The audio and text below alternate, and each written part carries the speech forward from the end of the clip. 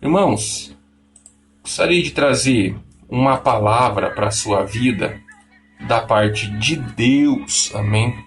Uma palavra de vitória para a sua vida. Abre aí a Bíblia Sagrada no Evangelho de nosso Senhor Jesus Cristo, segundo escreveu o doutor, o médico amado. Quem é o médico? Quem é o doutor que escreveu um evangelho na Bíblia? Irmãos, nosso querido Lucas, amém? Doutor Lucas, no capítulo 9, versículo 23. Amém, queridos? Glória a Deus. Lucas, capítulo 9 e versículo 23. Amém? Amém. Glória a Deus. Então vamos para a palavra, em nome de Jesus.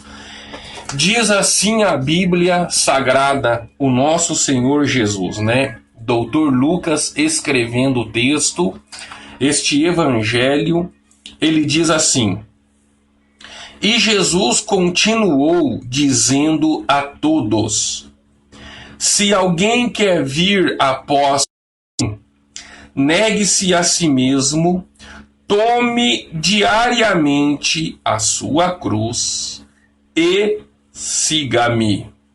E siga-me. Glória a Deus. Irmãos, essa palavra que o doutor Lucas, né, um jovem cristão que se converteu pelas pregações do apóstolo Paulo, né? O apóstolo Paulo foi um dos maiores missionários que a igreja já conheceu, né? Principalmente na época ali, na contemporânea, né? Dos apóstolos, os discípulos de Jesus. O apóstolo Paulo foi um grande missionário, né? Pregador, abridor de igreja.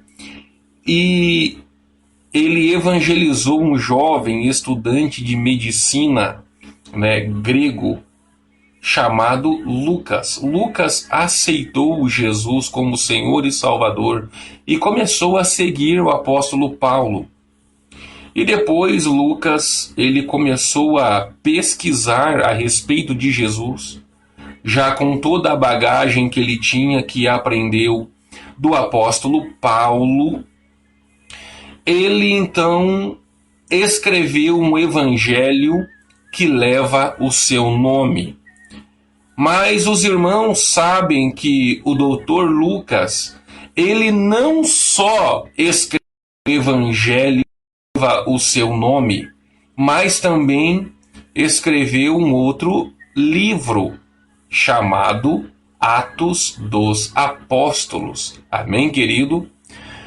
Portanto, o Lucas, ele não foi um dos discípulos de Jesus. Isso aqui tem que deixar claro, porque muitas pessoas acham que Lucas era um dos 12 discípulos de Jesus. E não era, irmãos. Amém? Não era. Tá? Lucas, ele se converteu com a pregação do apóstolo Paulo e não com a pregação de Jesus. Tá certo? Então, tudo que ele sabe a respeito de Jesus, ou ele aprendeu com o apóstolo Paulo, ou com os demais discípulos e apóstolos de Jesus, com a sua pesquisa pessoal, né? E é muito provável que ele tenha escrito estes evangelhos, meu irmão, para um homem, para um senhor chamado Teófilo. Sabemos pouco ou quase nada a respeito dele. Quando nós lemos o livro de Atos dos Apóstolos, Lucas começa dizendo assim: escrevi o primeiro tratado, ó Teófilo. Então, o que significa dizer? Que o primeiro tratado, né, a primeira carta, o primeiro conteúdo que Lucas tinha escrito e enviado, né, remetido para Teófilo, era o Evangelho de Lucas, o Evangelho que leva o seu nome. E depois ele escreve Atos dos Apóstolos, que seria aí o segundo tratado. Amém, querido? Um pouquinho de teologia não faz mal para ninguém, só acrescenta conhecimento bíblico, amém? Para você entender um pouquinho da história.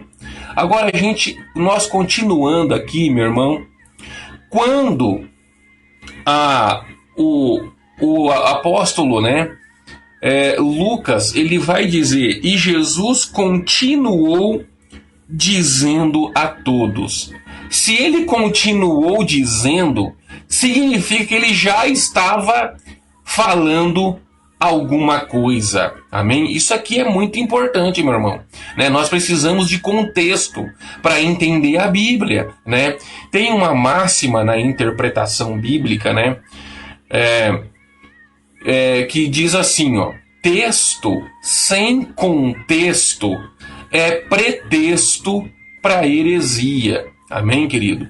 Texto sem contexto é pretexto para heresia. Então nós temos que entender o que Jesus estava dizendo. Amém? Para a gente, como dizem por aí, né, não pegar o bonde andando. Né? Se nós voltarmos aqui ao versículo 18 do Evangelho de Lucas, capítulo 9, isto é, no mesmo capítulo 9, mas do versículo 23, se você voltar para o versículo 18, nós vamos entender que Jesus estava conversando com os seus discípulos.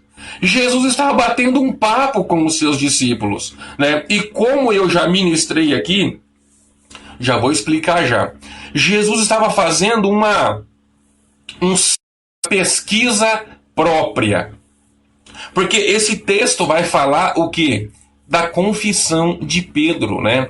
Se nós olharmos aí do capítulo 18, do versículo 18 ao 22, para você entender nessa introdução da mensagem, Lucas está contando assim, Jesus estava falando com os seus discípulos e perguntou para eles, o que os homens estão dizendo de mim?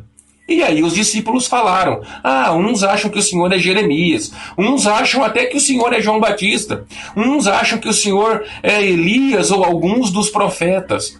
E Jesus falou, tudo bem, é isso que eles estão dizendo? Sim. Mas e vós? Quem dizeis que eu sou? Quem dizeis que eu sou? E aí, meu irmão, Pedro, né, cheio, ou não vou dizer cheio porque o Espírito Santo ainda não havia descido em Atos 2, mas já movido pelo Espírito Santo, né, ele recebe de Deus, né, ele recebe uma revelação do Pai e ele diz assim, olha Jesus, tu és o Messias, o Filho de Deus, né, o Filho do Pai, daquele que está sentado no trono. Isto é, Pedro revela a divindade de Jesus, a origem de Jesus, meus queridos, né? A origem divina, a origem messiânica de Cristo.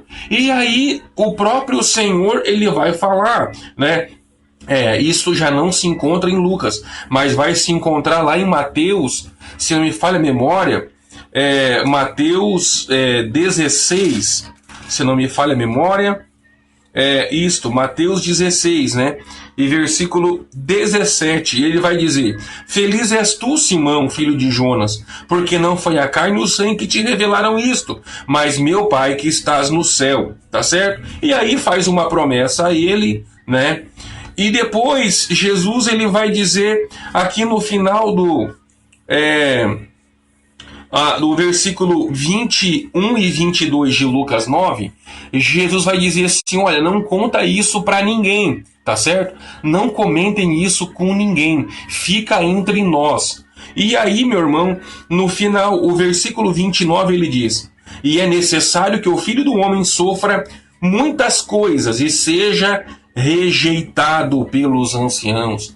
Quando nós vemos lá então os anciãos dizendo solte Barrabás, crucifique Jesus, isso já estava no script do plano da redenção, isso já estava no projeto, meu irmão, amém? Deus já sabia disso, tá certo? Então, é necessário que ele seja rejeitado pelos anciãos, pelos chefes dos sacerdotes e pelos escribas seja morto e ressuscite ao terceiro dia. Olha aqui, meu irmão, Jesus já havia revelado o projeto todo, né? Mas os discípulos esqueceram. Esqueceram, pastor? Esqueceram. Por que o Senhor tem para dizer que os discípulos esqueceram isso? Porque quando Jesus se reúne com eles, vai dizer assim: olha, lembra que eu falei para vocês que era necessário que o Filho do Homem as mãos dos filhos dos homens e ao terceiro dia ressuscitasse, né? Isto é, os discípulos tinham esquecido. Eles ficaram tristes com a morte de Jesus, né? Se lamentando. Os dois discípulos, né, lá em Emaús, já indo, né, voltando para sua casa ali, todos tristes. E nós achamos que ele era o remidor.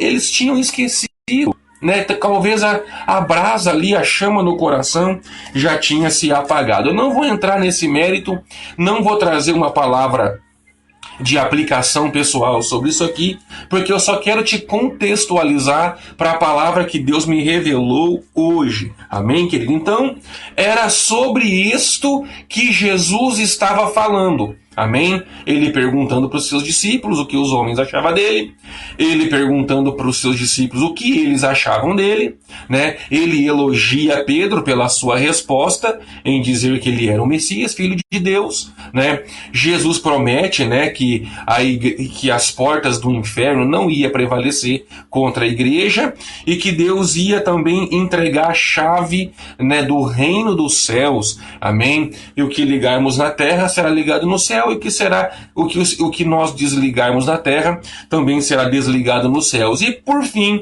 ele já faz uma revelação do projeto, né, dizendo que ele ia ser negado pelos seus, né? Quando João, né, vai falar, ele veio para os seus e os seus não receberam, né? Os judeus, os anciões, os escribas, os sacerdotes principais da sinagoga, né, iam negá-lo, e ele também disse, olha, eu vou morrer, mas ao terceiro dia eu vou ressuscitar. Então era disso que Jesus estava falando. E aí, na palavra de hoje, então, no versículo 23, o apóstolo, né, Lucas, e Jesus continuou dizendo a todos quem? A todos os seus discípulos, as pessoas que estavam com ele naquela reunião, naquele censo que Jesus estava fazendo, né, perguntando o que, ou querendo saber o que os homens achavam dele, falavam a respeito dele, e o que os discípulos achavam dele também. Amém, querido? Então, nessa mesma conversa que Jesus teve, né, ele fez essas duas perguntas, né, falou da igreja, falou da sua morte, e ainda nesta mesma conversa, nesse mesmo momento, ali todo mundo, quem sabe, né, tô pensando aqui, todo mundo ali sentadinho ouvindo Jesus falar, e ele continuou dizendo, ele continuou o sermão, ele continuou a palavra, tá certo? E aí ele vai dizer, se alguém quer vir após mim, negue-se a si mesmo, tome diariamente a sua cruz e siga-me. Pois quem quiser salvar a sua vida, perderá. E quem perder a sua vida por minha causa, este a salvará. Amém, querido? E aí o versículo 25 para concluir. Que aproveita ao homem ganhar o mundo inteiro e perder-se, ou destruir-se a si mesmo. Amém, querido? Até aqui para nós meditarmos. Então, meu irmão, já o que Jesus estava falando, ele vai dizer aos seus discípulos, né? Era como se ele dissesse assim, olha, já que eu já prometi que as portas do inferno não vai prevalecer contra vocês, eu já prometi que vocês, né, na pessoa e representando ali a figura de Pedro, vai ter a chave do reino dos céus, tá certo? Vai ter autoridade, e também sabendo o que vai acontecer comigo, eu quero dizer para vocês, meus queridos discípulos, tá? Contextualizando o texto. Amém, meu irmão?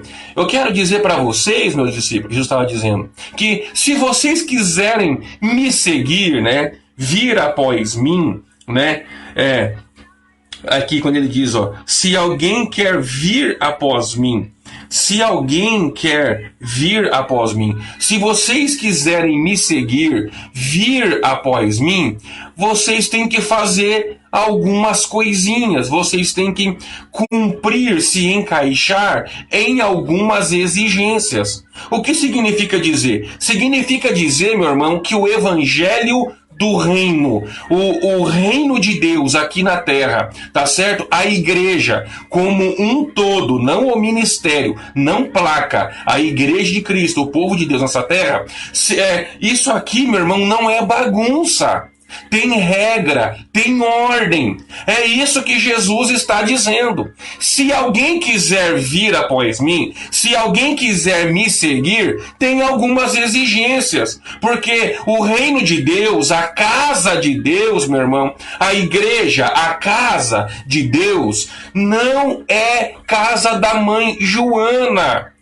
Ah, pastor, a minha mãe chama Joana e lá não é bagunçado. Não, meu irmão, eu só estou me referindo ao dito popular, tá certo? Na casa de Deus, há ordem e decência. Na casa de Deus, não tem bagunça, meu irmão. A igreja tem ordem.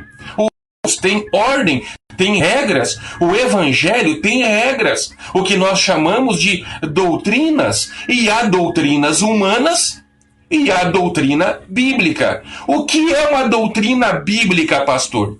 Doutrina bíblica, meu irmão, é, por exemplo, quando nós estudamos a respeito do Espírito Santo, né? A doutrina do Espírito Santo, a doutrina de Cristo, a doutrina do Pai, a doutrina da Trindade, a doutrina de dons, da salvação, do batismo, tudo isso é ensinamento, tá? Tem ensinamentos na Bíblia. A palavra fala sobre isso, sobre morte, sobre salvação, né? Sobre a volta de Cristo, que é um grande assunto, né, que nós estudamos, né, a escatologia, que é a doutrina das últimas coisas, as coisas que vão vir, que vão acontecer, amém, querido? Então, nós temos aí, meu irmão, várias doutrinas. A palavra doutrina significa ensinamento, né? Vários ensinamentos bíblicos. É o que está na Bíblia, né? Estudo a respeito de anjos, estudo a respeito de demônios, a respeito de cura, de milagre, tá certo? Tudo isso está na Bíblia. Tem a doutrina do inferno, tem a doutrina do céu, tem a doutrina do lago de fogo e enxofre, juízo final, o milênio. Tudo isso são doutrinas bíblicas. Ou seja, a obra de Deus, ela não é bagunça. Eu vou de qualquer maneira para a igreja, fico de qualquer maneira na igreja e saio de lá de qualquer maneira também. Isso não é atitude de discípulo de Jesus, tá certo? E a outra doutrina que eu disse, né, que é a dos homens, aí são os costumes de cada ministério. Tem ministério que não bate palma, tem uns que bate. Tem ministério que você não pode glorificar Deus. Talvez não é que não possa, não é que eu vou falar, não dê glória aqui, mas não tem o costume, não é um costume humano daquela igreja de glorificar. O pastor não ensina, olha irmão, você pode dar um amém aí, você pode glorificar a Deus. Ali não tem esse costume, é um costume de homens, amém, querido? Outras igrejas, né, falam, olha, aqui a mulher não pode cortar o seu cabelo. Aqui pode cortar, mas não pode cortar tudo, igual um cabelo curtinho assim de homem, por exemplo. Outra igreja vai dizer, olha, aqui as mulheres só podem usar saia, né? Na nossa igreja não, pode usar uma calça, mas não tão apertada que marque o corpo da mulher, que traga sensualidade. E por aí vai. Esses são o quê? As doutrinas que cada pastor, que cada líder, que cada fundador vai trazer para a sua igreja ali e vai ensinar. São coisas de homens, né? E muitas das vezes esses ensinamentos que é essa, né? Tem doutrinas que são baseadas na Bíblia e tem doutrinas que não. Amém, querido? Mas, de qualquer forma, são doutrinas de homem. É o homem que vai decidir o que vai ter naquela igreja, o que vai ser pregado ali, o que pode fazer ali dentro ou não. Outra coisa é a doutrina bíblica. Algumas igrejas não têm a doutrina do inferno, não acreditam no inferno, mas é uma doutrina bíblica. Então não adianta o pastor tirar essa doutrina, porque o inferno vai existindo do mesmo jeito. Tem pessoas que não acreditam na doutrina dos dons espirituais, no caso de falar em línguas estranhas, ou no dom de milagres, né, de curas. Alguém vai dizer assim, isso não é para o dia de hoje. Na nossa igreja não ensinamos assim. Ok, doutrina de homens, mas a Bíblia Sagrada, a doutrina da palavra, é maior do que a doutrina de homem, meu irmão. Amém, querido? É maior do que a doutrina até de anjos, tá certo? Porque a doutrina da palavra é a doutrina de Deus. O ensinamento da palavra de Deus é o ensinamento dele, é a nossa orientação, é pela Bíblia Sagrada, é pelos ensinamentos que a Bíblia tem e nos passa, que nós sabemos que se o que os homens, os pregadores, as pregadoras estão falando, estão de acordo com a palavra de Deus ou não.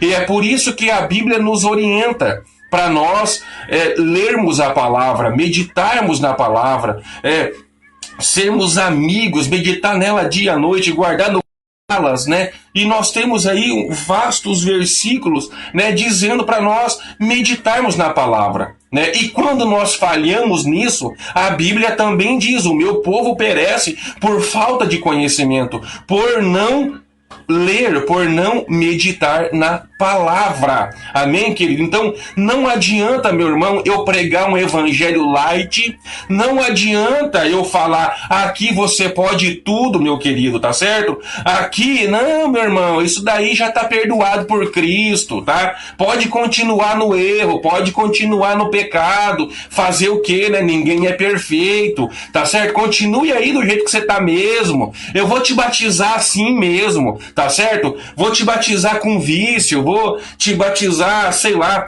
a pessoa ali vivendo no pecado, fazendo coisa errada. Ai, pastor, mas eu tenho amante. Não tem problema, meu irmão. Os seus pecados já estão perdoados. Tem igreja que fala isso, meu querido. Não tem problema, você batiza, sei aí, ó. Um dia, né, Jesus aí te liberta disso. Não adianta eu pregar um evangelho assim, querido, para encher a igreja, tá certo? Porque o propósito de um pregador do evangelho, de um pastor, de uma pastora, de qualquer líder religioso que seja e que se preze pelo cristianismo, não é encher igreja, mas é encher o reino de Deus, querido. Por quê? E aí, irmão, eu vou ter que falar, me arrepia. Tem muita igreja lotada, tem muita que tá ficando gente para fora, tá? Essa é que é a verdade. Tem muita gente aí entupida, muita igreja entupida de gente, mas se Jesus voltar, ninguém sobe. Não sobe, meu irmão. Tem igreja para adúltero, tem igreja para homossexual, tem igreja para tudo quanto é, e tão lotado, meu irmão. Tão lotado.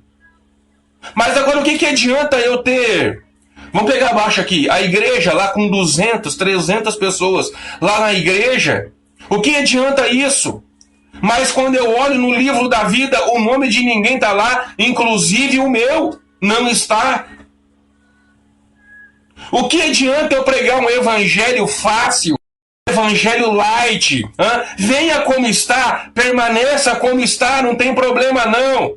Aí um dia Jesus toma conta de você. O que é isso? Que evangelho é esse? Não adianta eu pregar isso, meu irmão. Eu posso te dar esse evangelho, né, que não é evangelho, evangelho de demônio, é essa que é a verdade, porque tudo que você sai da palavra de Deus, irmão, é coisa de demônio. O apóstolo Paulo falou aos Gálatas, gente, olha, Se alguém vir pregar outro evangelho que não seja esse, seja anátema, a pessoa seja amaldiçoada. Ok? E qual é o evangelho de uma pessoa amaldiçoada, se não é um evangelho maldito também, um evangelho de Satanás? Porque o diabo tem se infiltrado nas igrejas, meu irmão, e eu tenho base bíblica para isso, Igreja de Laodiceia, Apocalipse. O diabo tem se infiltrado na igreja para poder contaminar a liderança da igreja, para poder destruir todos os membros. Porque se o diabo atinge o pastor, o líder, ali o apóstolo, o missionário, seja quem for que esteja à frente daquele ministério, ele vai atingir a todas as ovelhas. E tem ovelha que acredita mais no pastor do que na Bíblia, meu irmão. Ah, eu não vou falar uma coisa dessa então? Tem gente que acredita mais no pastor do que na Bíblia. Opa! Um dia eu conversando com alguém, eu dizendo assim, olha, mas a Bíblia fala isso aqui. Ah, não, mas o pastor fala assado. Não, mas e aí como é que fica? E a pessoa não acredita, meu irmão. Tá lendo na Bíblia. Não, mas eu aprendi assim lá. E assim. E ainda acha que a gente é que tá errado. Não, isso daqui que tá escrito aqui, tá escrito, eu sei. Mas não é bem isso que tá escrito. Ok? Não é bem isso. Não, isso daí é simbólico. Não é isso que... O sangue de Jesus tem poder, meu irmão. Eu quero dizer para você, meu querido, que nenhum homem e nenhuma mulher, nem anjo, ninguém está acima da autoridade da palavra de Deus, da Bíblia Sagrada. Se um dia você me vê pregando um negócio que não está na Bíblia, meu irmão, desconsidera o que eu estou falando. Mas primeiro, analise o que eu estou falando, olha na Bíblia, vê se é verdade, vê se está escrito, vê se tem base bíblica, vê se está no contexto da palavra, e aí você analisa. Ah, não, é verdade, o que o pastor falou faz sentido. Eu posso até não gostar, mas está na Bíblia, faz sentido. Tem que aceitar, meu querido. É isso que Jesus está falando, meu irmão. Se alguém quiser vir após mim, então primeiro que eu aprendo aqui, se alguém quiser vir, alguém quem? Qualquer um, meu irmão. Qualquer pessoa que quiser vir a Cristo, que quiser seguir a Jesus, todo mundo pode. O evangelho da graça, a salvação, o plano da redenção é para todo mundo, meu irmão. O apóstolo João, ele vai escrever o seu texto áureo. Querido, dos cinco livros, né? Um evangelho, um evangelho que leva o seu nome, 3 cartas que levam o seu nome, e o livro do Apocalipse. Esses 5 livros que ele escreveu na Bíblia, né? O texto mais conhecido, áureo, do evangelho da graça. Evangelho de João, capítulo 3 e versículo 16.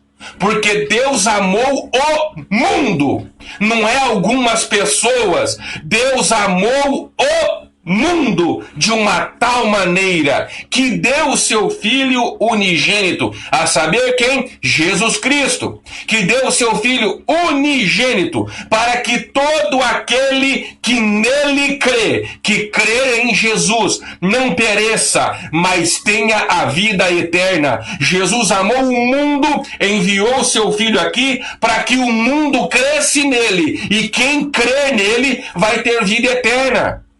Aí algumas pessoas vão vir com uma doutrina dizendo assim, epa, a salvação não é para todo mundo, é só para quem Deus já escolheu, é só para quem Deus designou. Que é isso, meu irmão?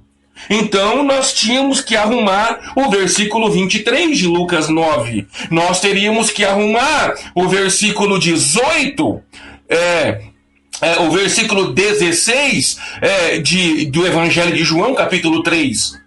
Porque não é para todo mundo, é para alguns. Não, meu irmão. Isso não está na Bíblia, entrou em confronto. Você vai crer em quem? No homem ou na palavra? Toda vez que você tiver em dúvida, meu querido, fique com a palavra de Deus. Porque Jesus falou: passarão os céus e a terra, mas as minhas palavras não hão de passar. Bendito seja o nome do nosso Senhor Jesus Cristo. Aleluia! Então, já que a salvação é para todo mundo, meu irmão, todo mundo pode vir. Todo mundo pode vir. Tem salvação para todo mundo. O sangue de Jesus é para todos. Deus não faz, ele salva todo mundo. Pastor, e ele usa todo mundo? Não. Aqui é diferente. Por que Deus usa alguns e não usa outros? Porque esses alguns que ele usa paga o preço. E aí é diferente. Para ser salvo, você não precisa pagar o preço já foi pago. Já obedecer e ser fiel até o fim, que é o que eu vou pregar mais para frente. Fica tranquilo, meu irmão. Não estou pregando um evangelho aqui facinho. Ih, rapaz, Jesus já morreu por mim. Não precisa fazer mais nada, só ser salvo. O que é isso, meu irmão? Isso é doutrina de demônio. Não é por aí não, hein? Fica comigo aqui até o final, tá certo? E se cair, assiste depois essa live aqui, tá certo? Assiste até o fim, para você não pegar a verdade pela metade, tá certo? Então vamos lá, meu irmão. Então por que Deus usa só alguns? Porque esses alguns chamam a atenção de Deus. Quem dera, meu irmão. Deus, ele quer usar todo mundo, mas nem todo mundo quer pagar o preço. Nem todo mundo é ousado. Nem todo mundo quer pagar o preço da santidade e do temor a Deus. Essa aqui é a verdade. Tem gente que é cristão, mas não passa meia hora em oração por dia e quer ser usado. Que jeito, meu irmão? Tem gente que é cristão e não lê Bíblia. Não passa nem 20 minutos com a Bíblia na mão. Quer ser usado? Que jeito, meu irmão? Então é claro que Deus faz acepção. É claro que Deus seleciona para usar. Porque ele não pode usar qualquer um, meu irmão. Deus não pode usar qualquer um. Ele precisa de gente que tem estrutura. Pessoas que conhecem a Bíblia e pessoas que têm intimidade com Ele, meu irmão. Pessoas que têm prazer de estar na presença de Deus. É esse que Ele vai usar, querido. Não é? Pessoas que não são pilantra. Pessoas que são bons exemplos, dão um bom testemunho. É esse que Deus vai usar. Agora, a vontade de Deus é usar você, usar a mim. Ou por que nós viríamos para o reino se não fosse para ser usado? Nós somos o vaso. E vaso existe para quê? Para ser usado. Mas tem muita gente que não quer ser usado. Tem gente que não fala de Jesus para ninguém. Tem gente que é crente, sabe, meu irmão? Como é que Deus vai usar uma pessoa dessa? Tá entendendo o mistério, meu irmão? Rapaz, aquele cara ali é crente? Não sei não, acho que não. Não, eu acho que ele é assim, ó. Eu vi ele na igreja do dia lá. Louco, mas ele trabalha com a gente aqui há tantos anos e nunca falou de Jesus aqui dentro. O cara tem uma boca suja, fala palavrão. Como é que ele é crente? Como é que ele é cristão? Como é que ele é servo de Deus? É isso aí, meu irmão. Como é que Deus vai usar um cara desse? Não, já tem gente usando ele já. Que é o diabo. Deixa eu falar uma coisa aqui antes que eu esqueça, meu irmão. Usado. Presta atenção numa coisa aqui. Usado, você sempre vai ser. Nunca se esqueça disso. Você sempre vai ser usado. Toda vez que você não estiver sendo usado por Deus, você vai estar sendo usado por Satanás. Deus está te usando, meu irmão? Pastor, não. Então o diabo está te usando. Se Deus não está no controle da tua vida, o diabo está no controle da tua vida. É o diabo.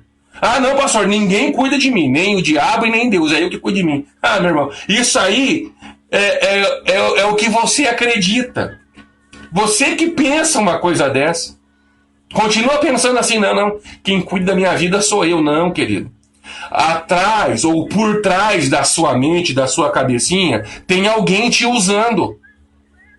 Eu quero ser vaso, mas vaso e não vaso de desonra. Porque vaso você é, meu irmão. Basta saber se você é vaso de honra ou vaso é bíblico, hein? Nós somos vaso.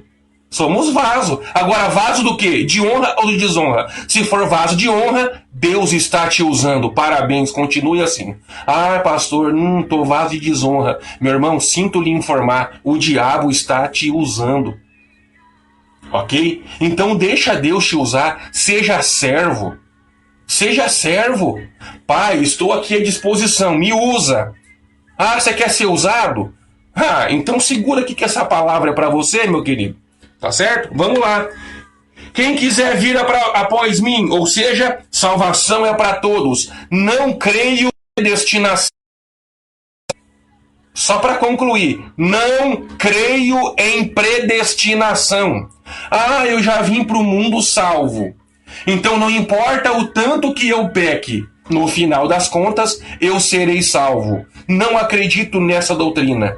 Ai, eu já vim para cá condenado. Deus já me condenou lá na eternidade. Não importa o que eu faça na igreja, não importa o que eu pregue, o quanto eu sirva. No final da minha vida eu vou sair da igreja, desviar e morrer fora dos... Mas a Bíblia fala de predestinação.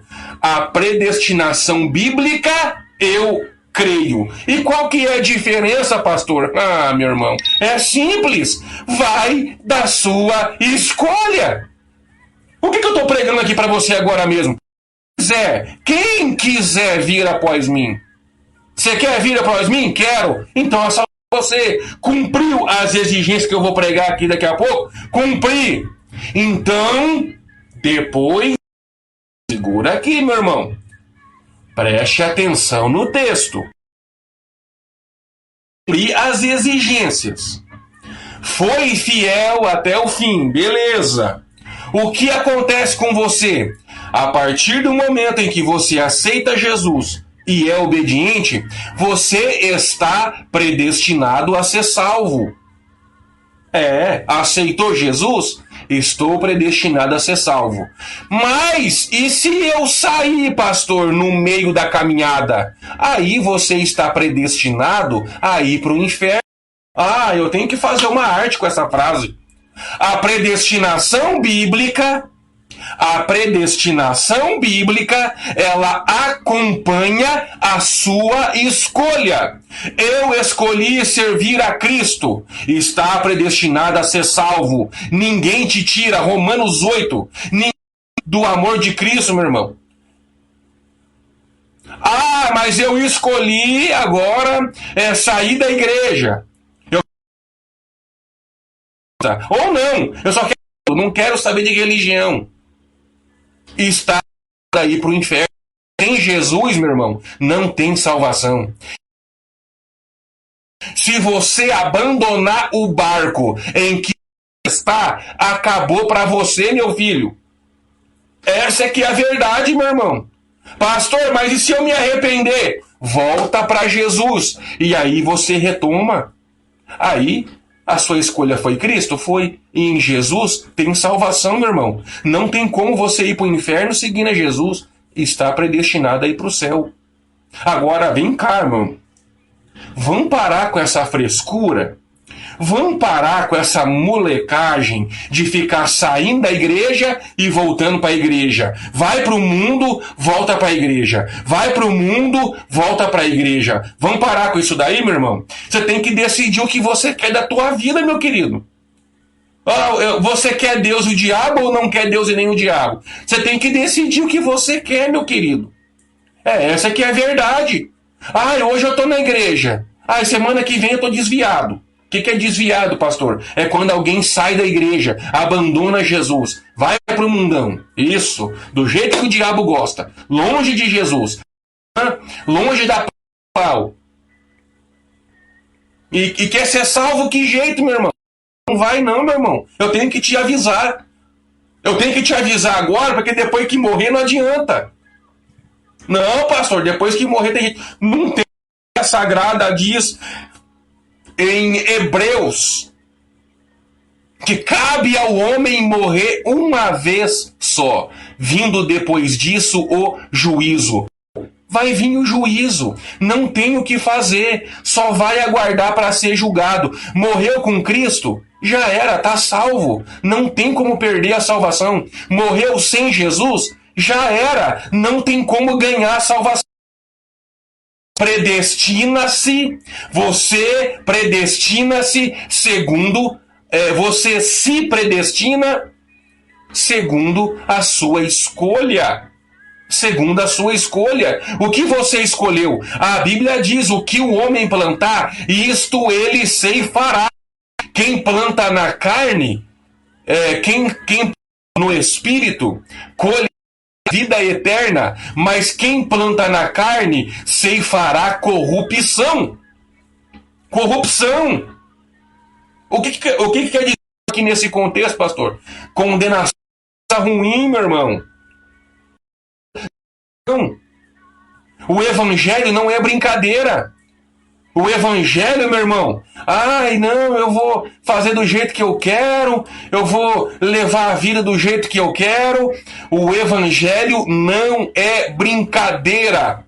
O evangelho não é aventura.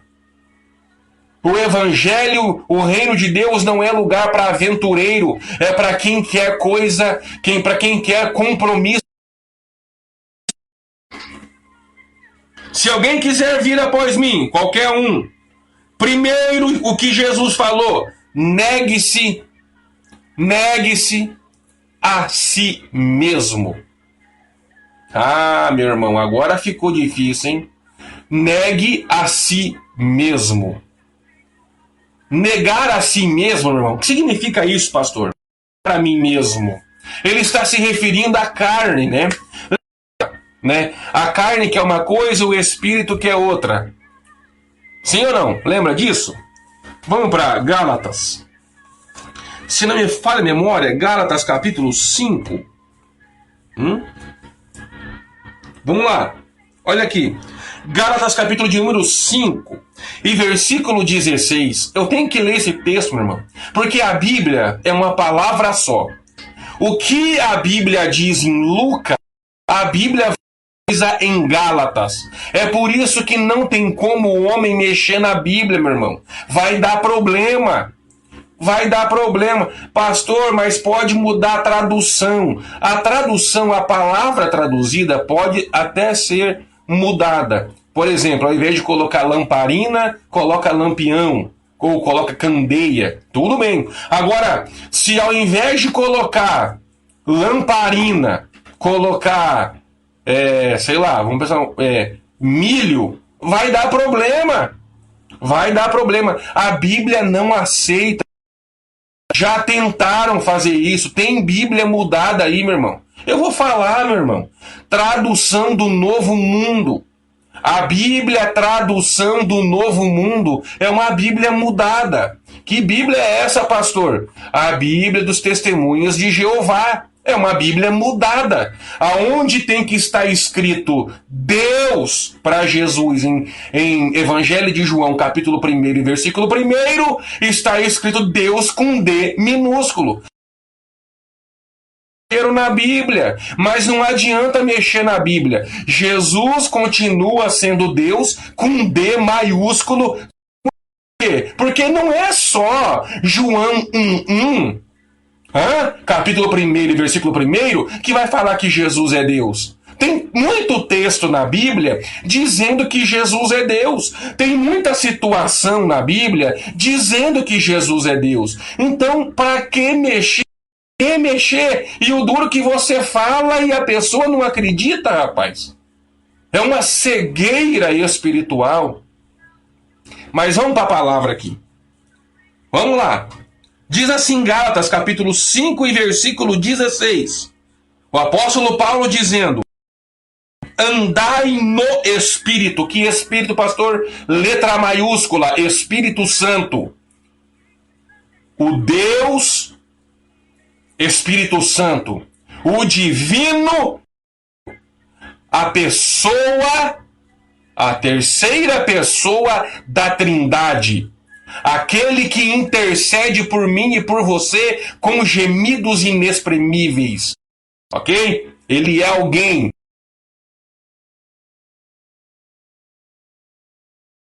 Aquela palavra, tá certo? É esse aí. E não haveis de cumprir as cobiças da carne. O que é cobiça da carne, pastor? É você. É o que você quer. Ok? Cobiças da carne é a sua vontade. Cobiça da carne é a sua vontade. É aquilo que você deseja. É o que o homem caído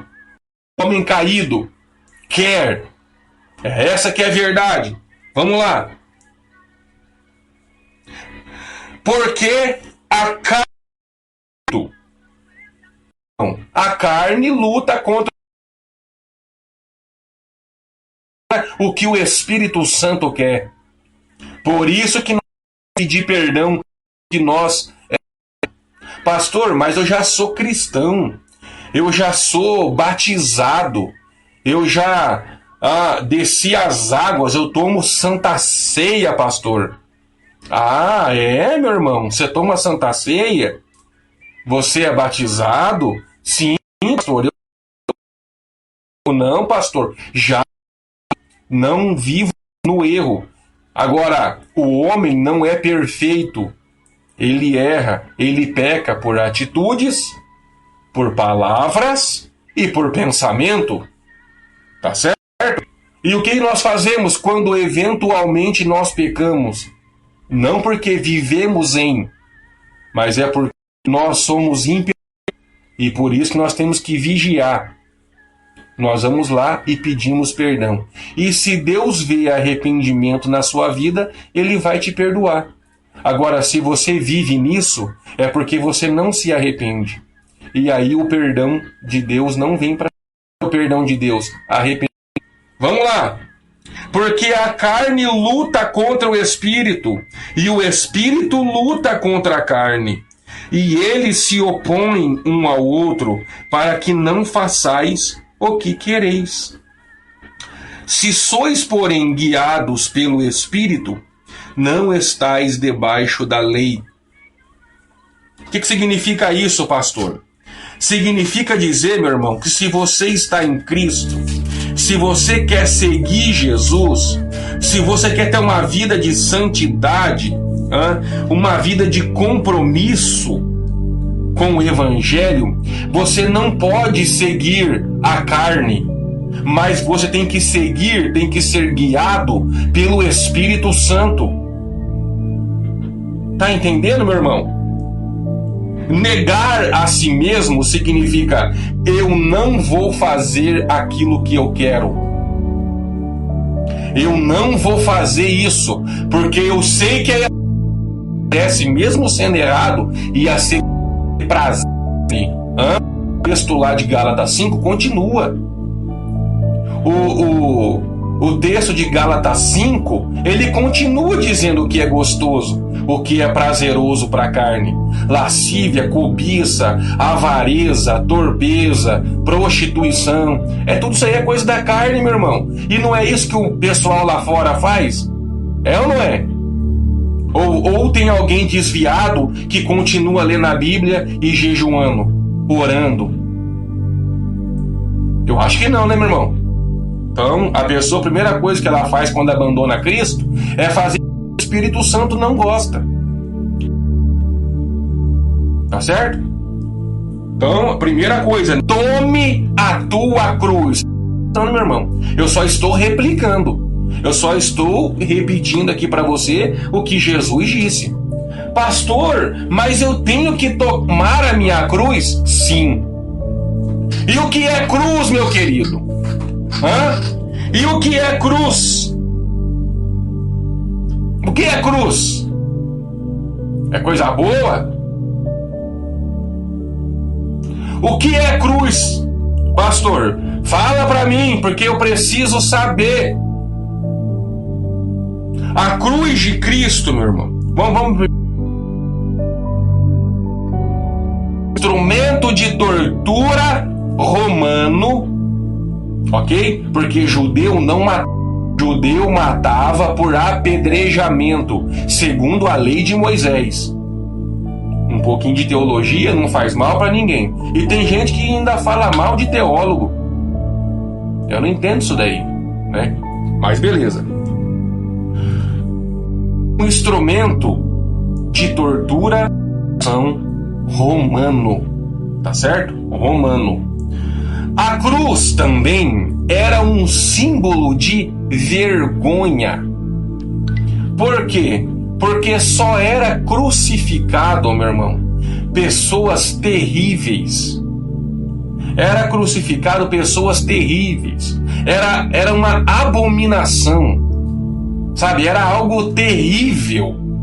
Alguém ser crucificado, moralmente falando, era algo terrível. Isso era para pessoas da pior espécie. A vergonha do madeiro, da cruz. A pessoa sofreu a vergonha, tá certo? Na cruz. Agora, quando Jesus passou por ali, meu irmão, a cruz de Cristo, ela simboliza, ela representa a salvação.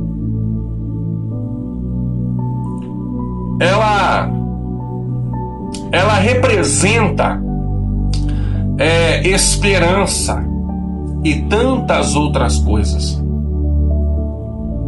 E quando Jesus ele diz aqui, tome a sua cruz, ele está querendo dizer o quê? O evangelho não é fácil. Tem dor. Tem hora que você vai sofrer. O dia mal chega para todo mundo. Tem muitos irmãos, inclusive os discípulos de Jesus Cristo, exceto João, que morreram, meu irmão, com dor. Foram executados, são mártires da causa. Foram degolados, cerrados ao meio, queimados vivos, arrastados pelas ruas de Alexandria, crucificados em cruz em forma de X, tá certo? Eles nunca negaram o nome. Isso é tomar a cruz, é pegar a sua cruz. Tome a sua cruz e siga-me. Por quê, meu irmão? Porque só tem dor, pastor? Não! Porque a cruz de Cristo também tem salvação. Tome a sua salvação com Cristo, em Cristo e por Cristo, e segue Ele, meu querido.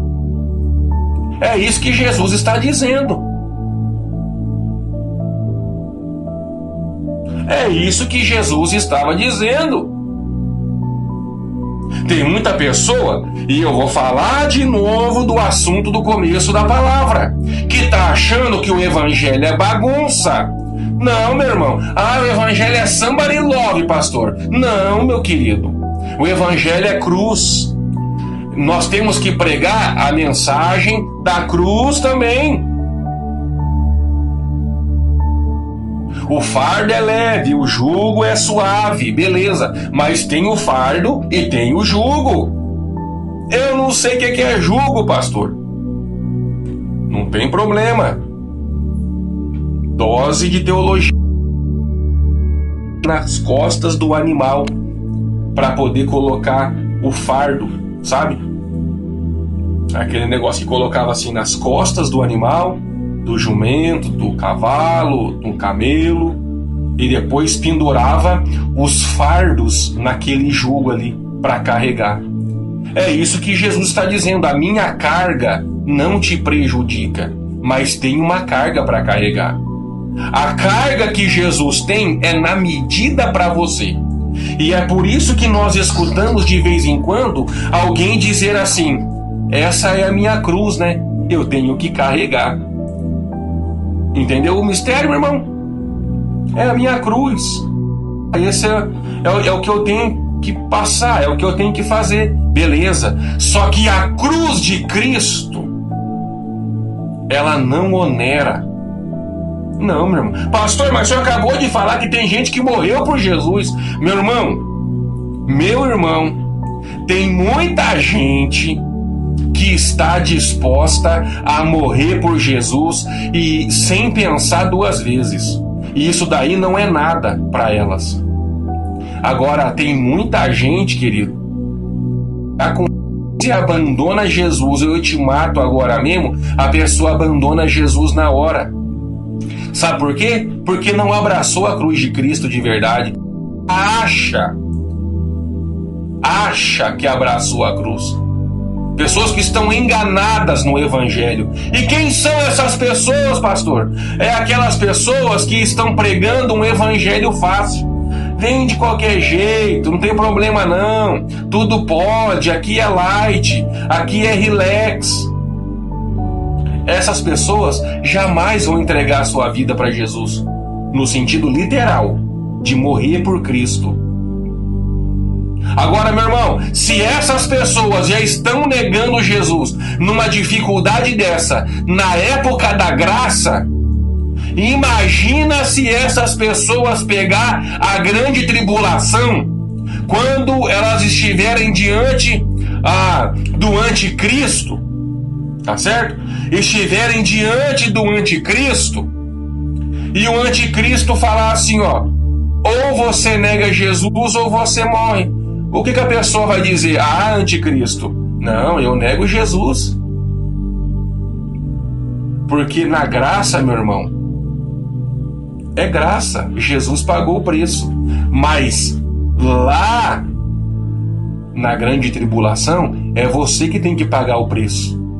Para você ser salvo, você vai ter que morrer. E aí, meu querido? E aí? Como é que fica? Então vamos levar a cruz de Cristo? Vamos suportar? A Bíblia fala ajudando um. Tem hora que eu tô forte, tem hora que eu tô fraco. Tem hora que meus irmãos estão fortes, tem hora que os irmãos estão fracos. E um vai ajudando o outro, querido. Agora, eu tenho que carregar minha cruz. Eu tenho que carregar minha cruz. Tome a sua cruz. Tome a sua cruz. Cada um pega a sua cruz e vai. Cada um tem a sua tarefa. Cada um tem a sua vida. O que não dá, meu irmão, é para abandonar. Tá entendendo, meu querido? O que não dá é para abandonar. Vamos continuando aqui. E por fim, siga-me. Tome a sua cruz e siga-me. E outra coisa, nós temos que fazer isso diariamente, tá bom? Negar a si mesmo e tomar a nossa cruz e viver com Cristo é diariamente. E por fim, seguir sem parar, sem vacilar, sem abandonar, sem olhar para trás. Jesus, assim, quem lança a mão no arado e olha para trás não é digno de mim. Tá certo? É isso que Jesus falou. Então, sem vacilar, sem parar. Outra coisa aqui, meu irmão. Se Jesus falou que quem olha para trás não é digno dele, não é digno dele, imagina quem abandona e volta.